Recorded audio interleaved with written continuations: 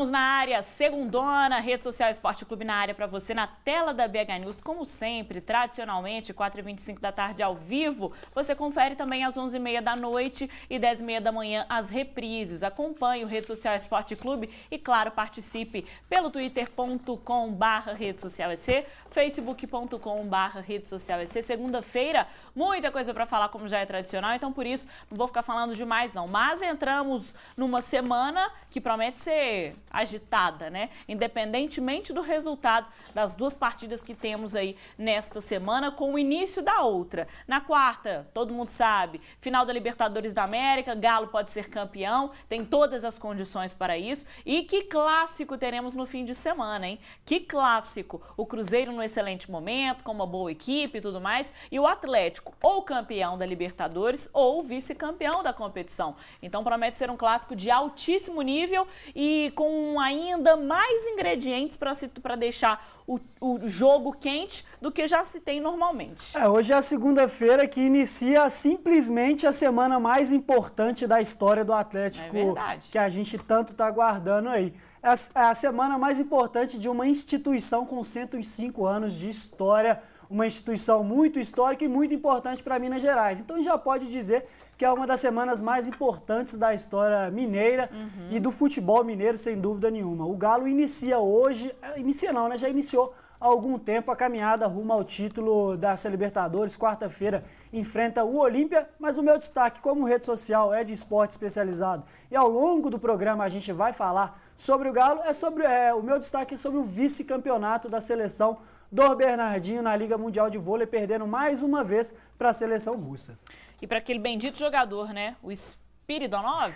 Tintin, né? O Spiridonov é aquele cara chato, né? Surtado, né? Não é nem o melhor jogador da Rússia, não, mas é um cara, um mala que debochou de todos os brasileiros, zoou, dos italianos brincou, também. E brincou com o Bernardinho.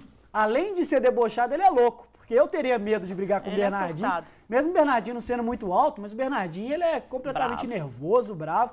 Eu não faria o que ele fez. Tem que respeitar também, né? A seleção russa é uma seleção campeã, mas a do Brasil também é. Vamos falar sobre isso, então, de cara aqui no Rede Social Esporte Clube. Que jogo tivemos ontem na Liga Mundial, né? Na final da Liga Mundial entre Brasil e Rússia. Foi um atropelamento, a verdade é essa. 3-0, a Rússia venceu, parciais de 25-23, 25-19 e novamente 25-19. A seleção russa, portanto, mais uma vez campeã da Liga Mundial e o Brasil que não ganha desde 2010. O Brasil procurava aí o 9º título, já é muito campeão, venceu em 93, 2001, 2003, 2004, 2005, 2006, 2007 e 2009. Então já estão com um pouquinho de jejum, hein, de vitórias na Liga Mundial. A última vez foi justamente contra a Rússia. E a Rússia tem 3 títulos os 3 últimos títulos da Liga Mundial foi em cima do Brasil.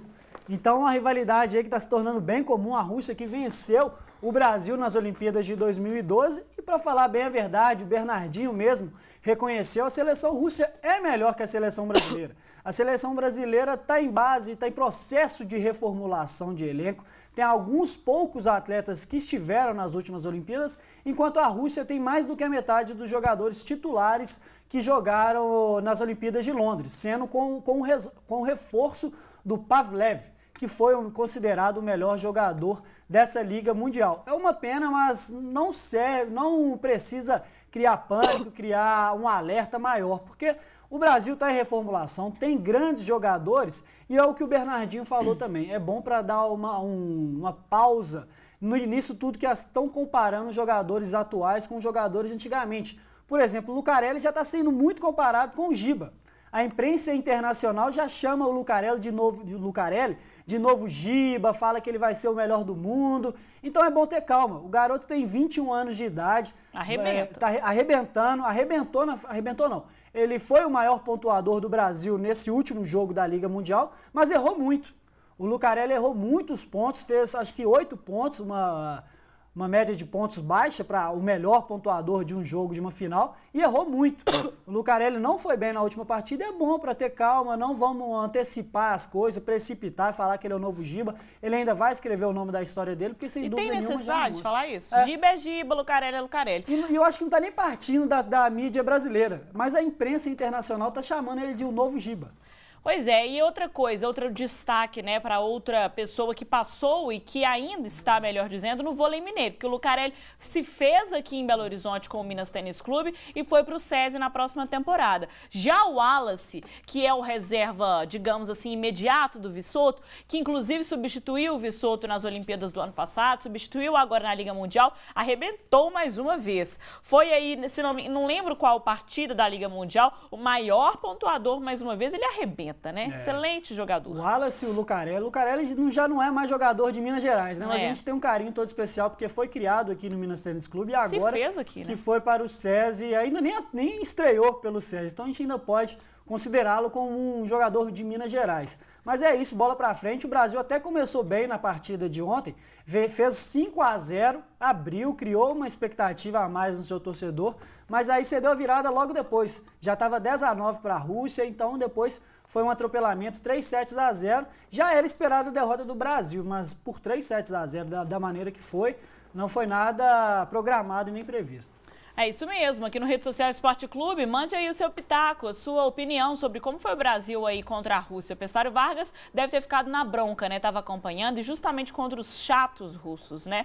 Mas tudo bem, vida que segue, como o Vinícius comentou e é verdade, a seleção passando por uma renovação, é ciclo olímpico, pensando nas Olimpíadas no Rio de Janeiro, renovação, jogadores saíram, jogadores vieram, então até ter o famoso entrosamento demora um tiquinho mesmo, mas tudo bem, vice-campeões da Liga Mundial, parabéns à delegação brasileira. Mudando de assunto e para notícia ruim, que 2013, hein? Com mortes no esporte e tudo mais, e mais um neste fim de semana, para ser mais específica, ontem. Foi registrada na modalidade com a morte aí do italiano Andrea Antonelli.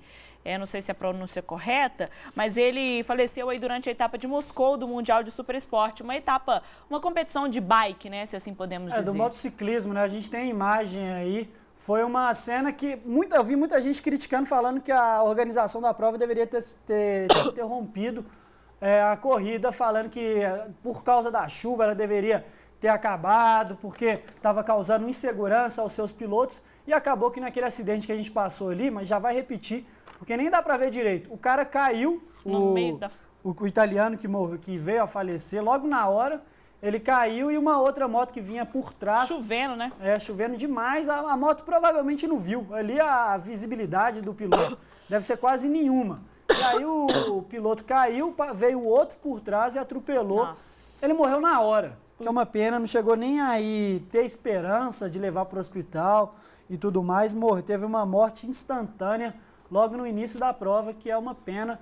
A gente sabe que motovelocidade é um esporte muito perigoso, né? Perigosíssimo. Que o atleta, o esportista está sempre propício a esse tipo de acidente. Mas é sempre lamentável, a gente nunca vai acostumar. E esse ano já teve uma outra morte na motovelocidade também. Então da mesma maneira que foi essa daí. Não estava chovendo, mas o cara caiu, veio outro por trás e atropelou. Então é um perigo isso aí, mas infelizmente é até uma rotina na motovelocidade.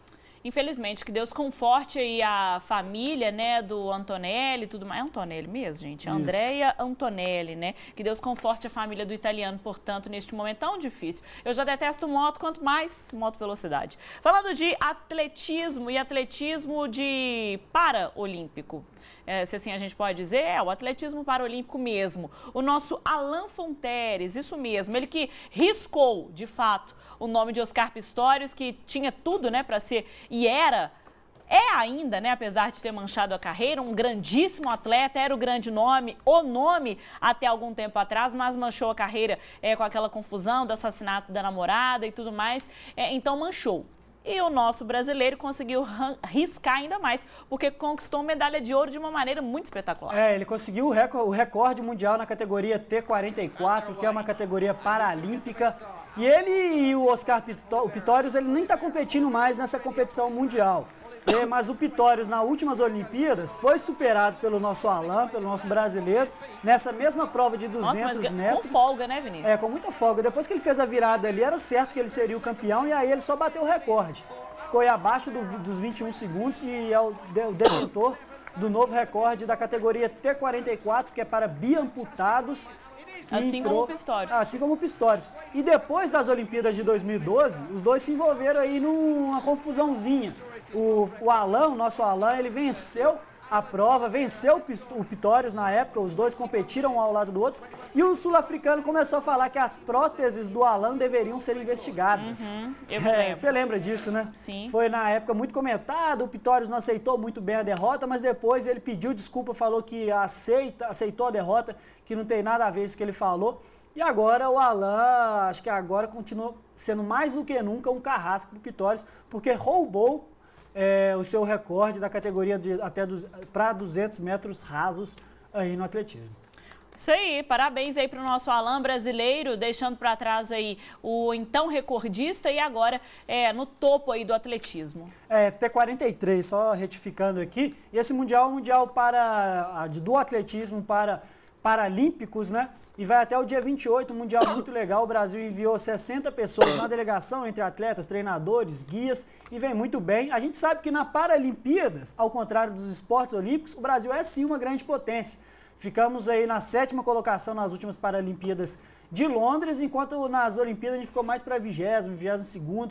Então o Brasil é uma potência nas Paralimpíadas, então parabéns a essas pessoas aí que surpreendem cada vez mais. Muito bem, um rápido intervalo, na volta a gente fala mais sobre esporte especializado, sobre Belucci, que aconteceu o que a gente temia e já esperava, né? Despencou no ranking mais uma vez da ATP. Daqui a pouco a gente fala sobre isso, logo depois do intervalo. Até já.